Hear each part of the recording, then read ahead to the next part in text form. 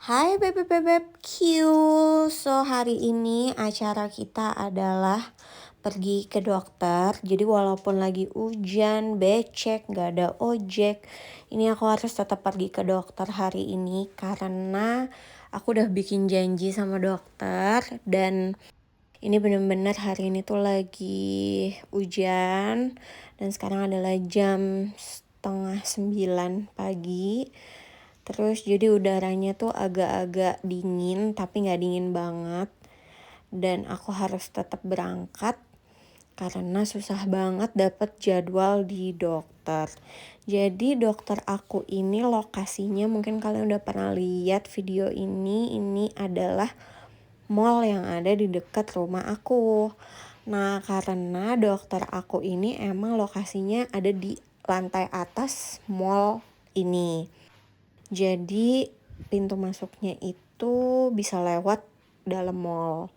Dan karena sekarang masih jam 8:30 pagi, jadi mallnya masih tutup, toko-toko masih tutup. Terus kita naik ke lantai 3. Dan kalian lihat ini sepi, gak ada orang. Jadi kayak gini beb, suasananya di mallnya kalau misalkan masih tutup.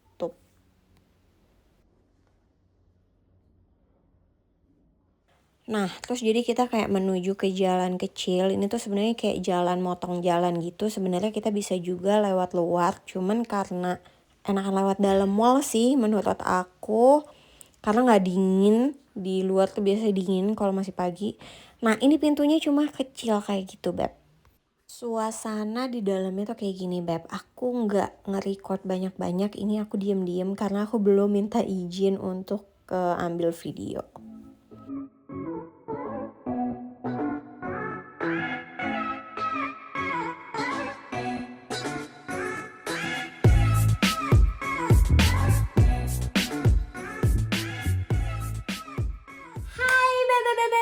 Welcome back di YouTube channelnya Alwa dan Ule di Norwegia tentunya. Jadi di video kali ini aku tadi habis dari dokter, Beb. Jadi seperti kalian lihat di video yang tadi tuh di awal, aku pagi-pagi berangkat hujan-hujan karena aku udah ada janji sama dokter jam 8.40. Nah, terus aku beli beberapa ini barang-barang bayi. Ya ampun, gemes-gemes banget karena tadi ada yang diskon nih, kalau lagi merah-merah kayak gini kan diskon. Jadi aku kayak ya udahlah ya, lumayan. Ini aku beli handuk buat baby. Jadi sebenarnya aku kan besok baru 7 bulan ya, Beb. Mungkin kalau di Indonesia tuh kayak pamali gitu gak sih? Aku juga sebenarnya deg-degan kayak boleh gak sih beli-beli sebelum 7 bulan. Cuman kan nggak boleh percaya yang kayak gitu-gitu juga katanya. Dan aku pikir karena memang di sini tuh lagi sale, masih summer sale dan lumayan, kenapa enggak. Terus habis itu aku takutnya kalau misalkan nanti aku belanjanya pas sudah setelah 7 bulan nanti aku makin jompo, aku nggak bisa pergi-pergi kalau perutnya udah makin besar. Ini juga udah lumayan jompo, jadi ya udah lah ya, aku mulai beli-beli aja dulu. Ini ada handuk, ini aja tuh udah diskon, harganya masih kayak 300 ribuan nih handuk, tapi kayaknya lucu warna pink. Terus ada kaos kaki, aku beli kaos kaki kecil. Ya ampun, ini gemes banget, astaga, aku nggak kuat kalau misalkan lihat baju-baju bayi. Terus ini ada baju-baju yang aku pesan online tuh. Aku sebenarnya pesannya online, tapi tadi baru aku jemputin. Nah ini, jadi aku beli baju kecil-kecil karena ini kayak buat pas babynya baru lahir aja gitu loh, Beb. Jadi tadinya kan mau beli yang bekas. Jadi kalau di sini tuh orang bule tuh jualan baju. Maksudnya kalau misalkan anaknya baru lahir, biasanya bajunya tuh disimpan rapi gitu. Nanti mereka, karena biasanya kalau baru lahir itu kan paling pakai baju newborn tuh 0-2 bulanan lah ya. Dan kalau misalkan bayinya juga cepat gede, udah nggak dipakai lagi. Jadi biasanya mereka tuh jual satu paketan gitu, Beb. Nanti aku tunjukin contohnya. Dan biasanya dia jual kayak 1 juta, isinya banyak kayak gitu. Nah tadinya tuh aku mau beli kayak gitu aja karena baju bekas di sini tuh masih bagus-bagus, Beb. Nggak kayak yang bolong-bolong kayak gitu, enggak. Karena orang sini tuh sangat apik banget ngerawat barang-barangnya. Jadi nanti aku juga kayak gitu, kalau misalkan aku udah selesai pakainya, aku mau simpen-simpenin, jadi nanti bisa aku jual lagi juga, jadi nggak mau bazir. Nah cuman kata teman aku, kayaknya kalau misalkan untuk bayi yang baru lahir banget banget banget nih, yang masih fresh, untuk 1-2 bulan pertama kayaknya jangan pakai baju bekas, karena takutnya nanti bayinya gatel kah atau alergi kah gitu. Jadi mendingan beli untuk yang baru lahir banget itu, beli yang kayak bahannya katun yang lembut di kulit bayi gitu. Terus aku juga nggak tahu apakah bayi aku akan alergi atau enggak, jadi jangan beli banyak-banyak kata temen aku. Yang penting kayak beli untuk 2 minggu pertama aja dulu. Jadi emang aku beli beberapa biji aja untuk kayak 2 minggu 1 bulan pertama deh. Sisanya mungkin nanti aku bakal, kalau misalkan bayi aku nggak ada masalah, nanti aku bakal beli yang kayak bekas-bekas aja gitu Beb. Biar hemat. Nah terus Beb, aku nggak make up hari ini, jadi ini maaf kalau aku terlihat pucet karena memang tadi aku ke dokter. Jadi gini loh Beb, di sini kalau misalkan dokter dan bidan itu ada bedanya gitu. Jadi kalau misalkan, iya emang beda ya, aduh gimana sih. Jadi kalau misalkan hamil itu, kita tuh sebenarnya nggak perlu pergi ke dokter, tapi kita cuma perlu pergi ke bidan, ya kan? Cuma kita mau minta kayak surat sakit, izin sakit, nggak masuk gitu, itu harus ke dokter, karena si bidan tuh nggak bisa ngeluarin surat sakit, surat izin kayak gitu. Jadi Beb, jadi kalau misalkan kata teman-teman aku, makanya nih aku nggak dandan, karena kalau mau ke dokter jangan cantik-cantik, apalagi kalau mau minta surat izin sakit. Jadi mukanya tuh harus beneran muka-muka orang sakit. Karena memang maksudnya kadang-kadang kan aku tuh walaupun aku sakit, tapi tuh aku tetap ceria gitu Beb. Jadi waktu kemarin yang terakhir aku ke dokter, aku tuh baru pasang bulu mata palsu, terus aku pakai lipstick, terus aku pakai alis, terus kayak si dokternya kayak nggak yakin ini orang sakit apa enggak sih. Jadi hari ini aku bener-bener polosan, bodo amat, biar dia lihat beneran emang gue jompo. Jadi aku butuh surat sakit lagi untuk dikirim ke kantor aku gitu Beb. Karena memang dari awal nih Beb, aku kan waktu pertama kali tahu aku hamil, terus pas aku jalan 8 minggu hamil itu aku kena COVID. Jadi aku lumayan agak parah mual-mualnya, dan COVID-nya juga sampai 10 hari itu aku bener-bener sakit banget tenggorokan aku. Jadi pas waktu aku udah kayak 5 hari setelah aku kena COVID, aku ke dokter, karena memang di sini kalau udah 5 hari itu udah boleh keluar-keluar. Nah pas di dokter itu aku bilang sama dokter kalau misalkan aku tuh nggak kuat banget kerja, terus aku benar-benar mual banget, dan ini adalah anak pertama, jadi aku benar-benar pengen fokus untuk jaga kesehatan aku gitu. Terus akhirnya si dokter aku, dia kasih aku kayak surat sakit 1 bulan. Jadi aku sempet nggak masuk kerja 1 bulan, kayak hampir 1,5 bulan, 38 hari, aku ingat banget, dari Maret sampai April.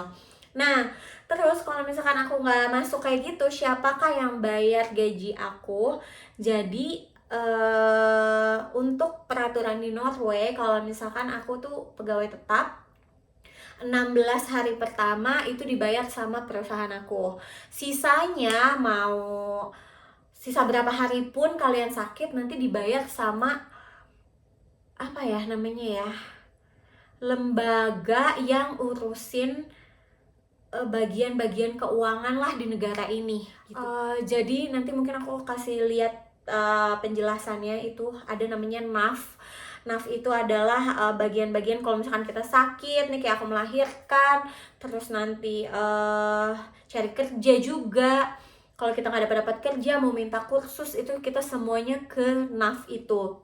Nah jadi gaji aku tuh dibayar 16 hari pertama tuh sama si NAF, sama perusahaan aku, maaf. Terus sisanya dibayar sama NAF. Nah terus pas ketika aku udah mulai mendingan di bulan April, aku balik lagi ke dokter aku.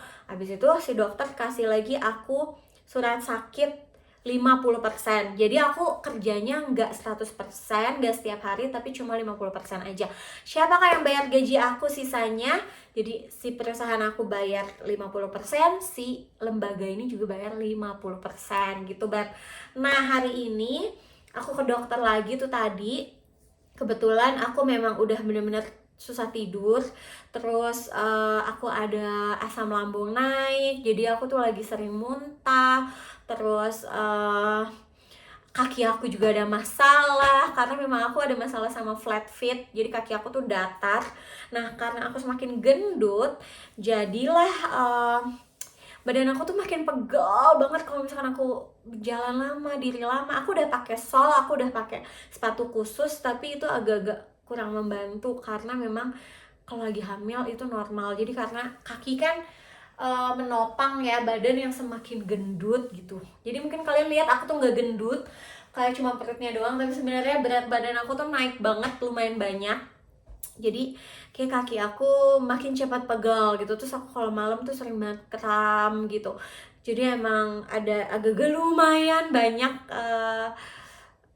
permasalahan saat ini. Jadi tadi aku minta sama dokter aku mau lebih dikit lagi kerjanya. Jadi aku sekarang cuma kerja 25%, itu sekitar 2 kali seminggu aja. Jadi kayak totalnya cuma 10 jam dalam 1 minggu.